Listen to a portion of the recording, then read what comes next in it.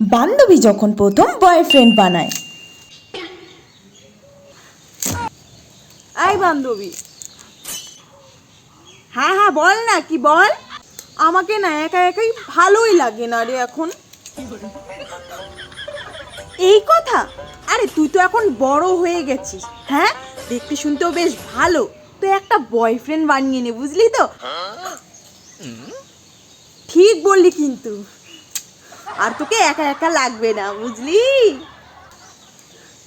কিন্তু আমি বয়ফ্রেন্ডটা প্রেসার কুকারে, কড়াইয়ে, না হাঁড়িতে বানাবো বলতো?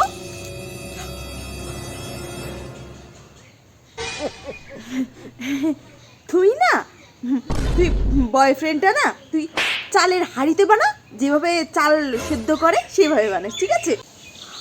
হাঁড়িতে, ঠিক আছে, হাঁড়িতে বানা।